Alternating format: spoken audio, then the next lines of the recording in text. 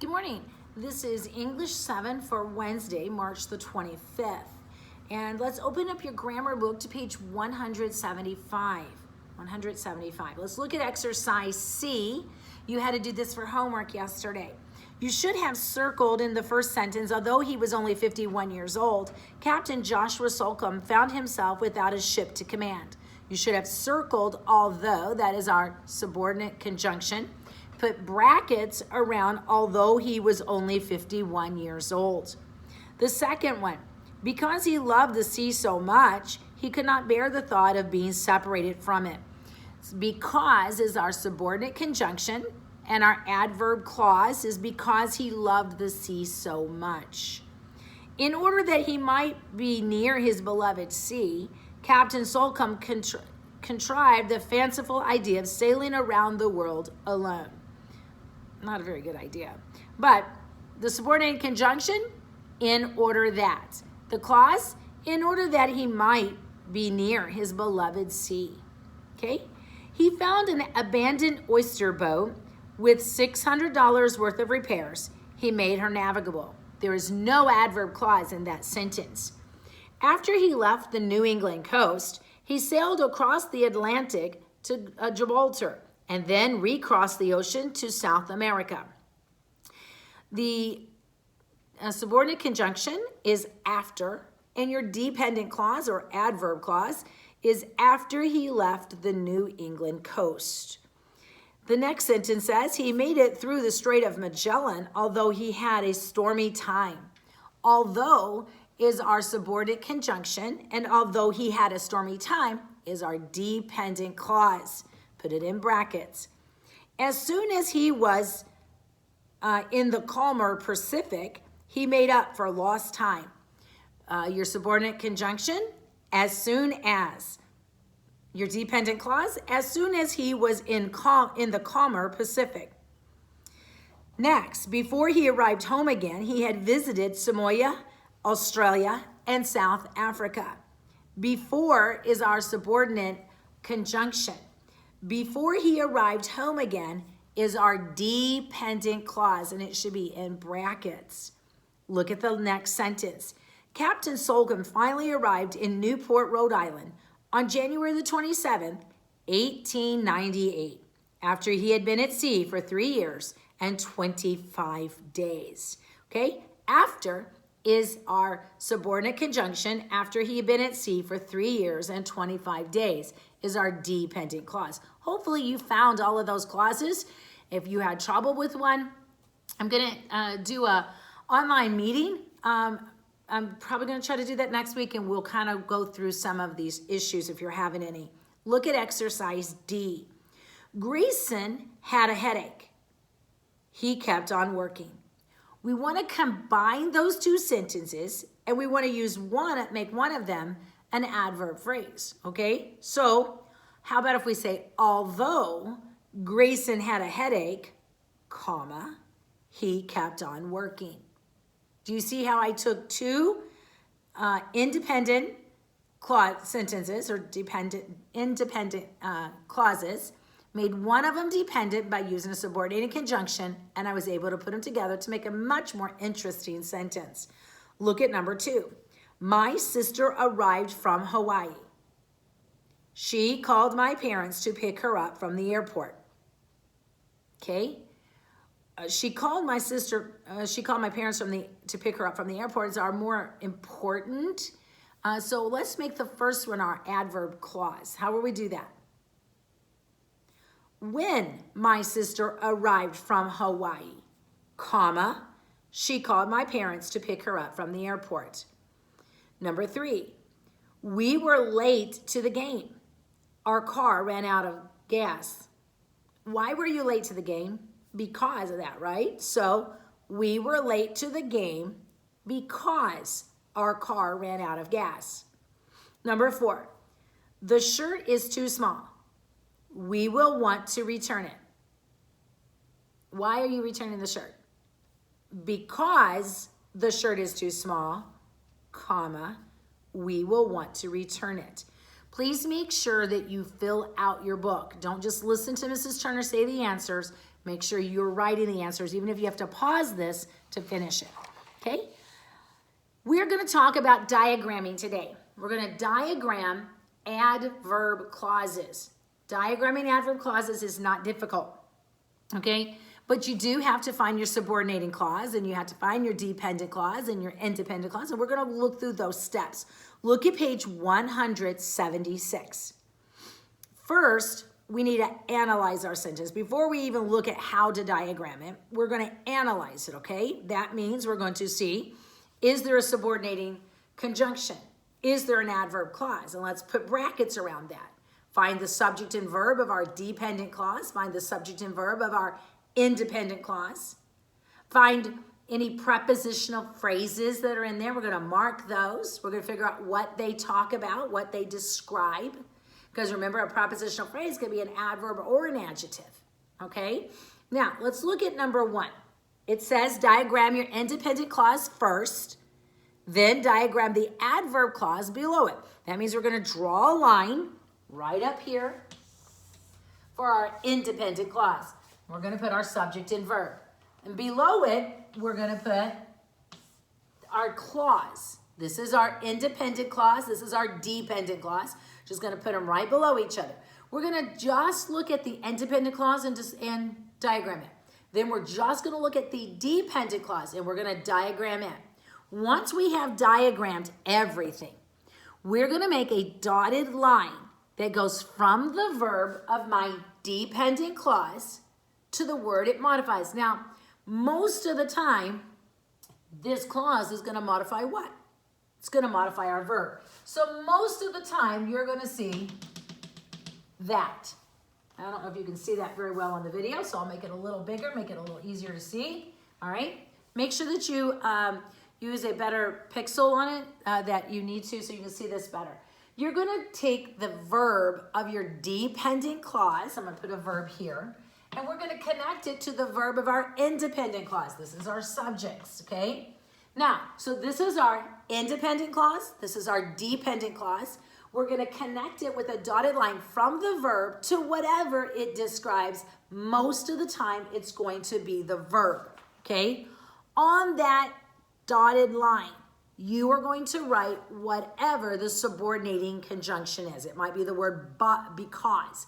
It might be the word as. It might be the word after. It could actually be a phrase of words, as well as. Okay, that was one of our, and in which case all 3 words go on the dotted line. Okay, let's look at number 1. It says, before they moved away, Pedro would often visit the Andersons. Well, before they moved away is my dependent clause. So I'm going to put brackets around that. I'm going to look for my subordinating conjunction, which is the word because, and put a circle. Okay? Before they moved away, moved is the verb and they is the subject. Now I found a subject, a verb, and a subordinating conjunction for my dependent clause. Look at your independent clause. Pedro would often visit the Andersons. Okay, would visit is my verb. Who or what would visit? Pedro. Pedro. Pedro would visit who? Pedro would visit what? He would visit Andersons. Andersons is in my direct object. Look at the diagram in your book. Pedro is your subject. Would visit is the verb. Andersons is your direct object. All of this is of your independent clause.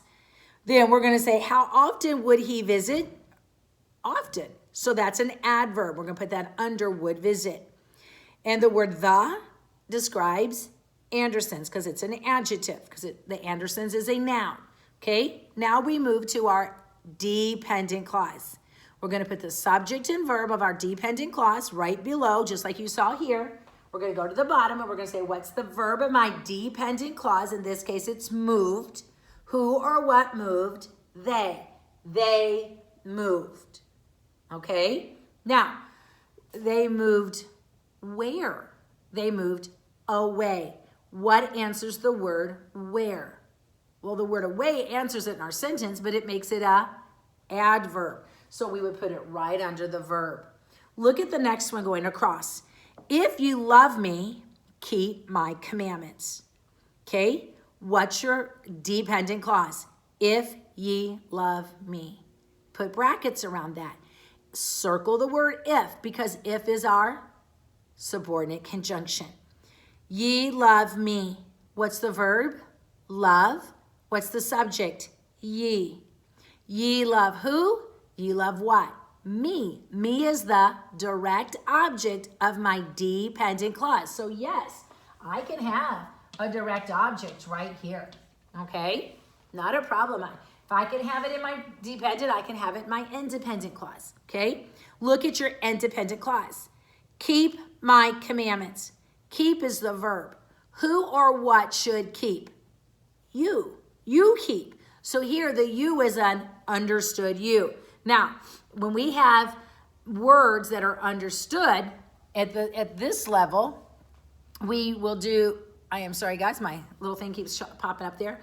You is understood. So we're just going to write an X. In grade school, you put parentheses around the word use to indicate it. Junior high, we're just going to put an X and we're going to move on. Okay? Now, how do these two clauses join? With the word if, our subordinating conjunction. Taking it from the verb, if, okay, is going to go on my dotted line and I'm going to connect it to my verb most of the time. And in this case, it does describe when to keep. Okay? Look at the next one. Mom gave me a snack after I finished my homework. After I finished my homework is my dependent clause. Okay? Finished is the verb. Who finished? I finished. I finished what? I finished homework. Okay? Whose homework? My homework. My is an adjective describing homework, describing my direct object. Look at the independent clause. Mom gave me a snack. Who gave is the verb. Who gave? Mom. Mom gave what? Mom gave snack. Snack is my direct object. Mom gave snack to whom? To me. So me is the indirect object. So just like we have done all along, you have your subject, your verb, your direct object, and your indirect object. The only thing we're doing new is we're diagramming a subject and a verb below it, that's a clause, connecting it from this verb to that verb. We're going to write on this dotted line our subordinate conjunction. Let's do number one together. When David Livingstone went to Africa in 1841, few Europeans had penetrated Africa's interior. Well, my first question to you is, what is the dependent clause? What is your dependent clause? Look for a subordinating conjunction. Okay? When is your subordinating conjunction? When David Livingstone went to Africa in 1841. Put brackets around that. Put brackets around your dependent clause. Now, look at your independent clause. Your independent clause. Few Europeans had penetrated Africa's interior. What's the verb? Had penetrated. Who or what had penetrated? Europeans. Europeans had penetrated what? Interior. Okay, so interior is my direct object. Okay, how many Europeans? Just a few. Okay, so draw a little arrow from few to Europeans because it's describing Europeans. Whose interior? Interior. Africa's. Draw an arrow from Africa's to interior because that tells us that it describes it. Look at your dependent clause. When David Livingstone went to Africa in 1841. I see some prepositional phrases. What are they? To Africa and in 1841. So what's the verb of my dependent clause? Went. Who or what went? David Livingstone. Both words, one noun. Excuse me. The prepositional phrase to Africa tell us where. So it is a what kind of phrase? It's an adverb phrase telling us where he went. So we're going to diagram that as an adverb phrase. So right above to Africa, write ADV. That tells you that this is an adverb phrase, okay? Look at the next one. In 1841. That tells us when. So it is also an adverb phrase. So put ADV right above it. Now, let's diagram it, okay? So let's look. I'm going to look real quickly. Okay, you need a sheet of paper to do this. I didn't think they gave us room. My book doesn't quite look like yours. So, all right, so here we go. We know that we have a verb to our independent phrase. What is the verb? Had penetrated, okay? So, on your diagram, write had penetrated.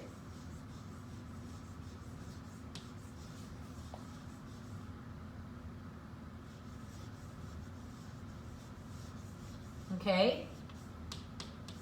Who or what had penetrated? You told me that the subject was Europeans. So write Europeans on your paper.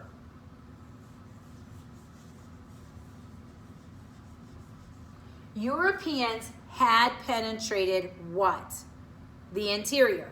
So interior, since this is an action verb, interior is a direct object. So make sure your line is straight up and down.